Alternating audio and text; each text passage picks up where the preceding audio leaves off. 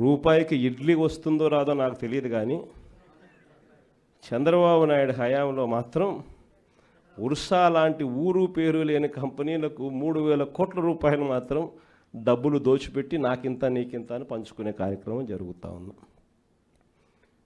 ఇష్టం వచ్చినట్టుగా విశాఖపట్నంలోనే మరో భూమి లూలు గ్రూప్ అంట. లూలు గ్రూపులకు, లిల్లీ గ్రూపులకు 1,500 కోట్లు 2,000 కోట్ల రూపాయలు విలువ చేసే భూములను టెండర్లు లేదు, మన్ను లేదు, పాడు లేదు, ఊరికి ఆయనకు నచ్చింది ఇచ్చేసి నాకింత నీకింత అని పంచుకుంటా ఉన్న కార్యక్రమాలు. లెఫ్ట్ రైట్ సెంటర్ రాష్ట్రాన్ని దోస్తూ ఉన్నారు.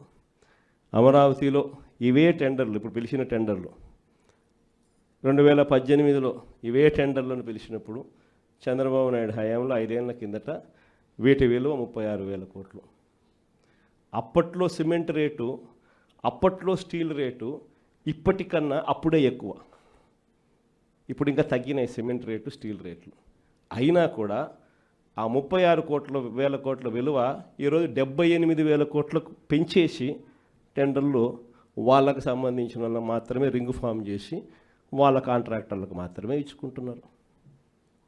అంతేకాదు, ఇంతకుముందు మొబిలైజేషన్ అడ్వాన్స్ లేదు, పని చేస్తేనే ఎవడైనా గవర్నమెంట్ డబ్బిచ్చేది. ఈయన వచ్చినాక మొబిలైజేషన్ అడ్వాన్స్ అని కొత్తగా మొదలుపెట్టాడు ఇయడం. అంటే 10% మొబిలైజేషన్ అడ్వాన్స్ ముందే ఇచ్చేస్తాడు, వాళ్ళ దగ్గర నుంచి 8% ఈయన తీసుకుంటాడు.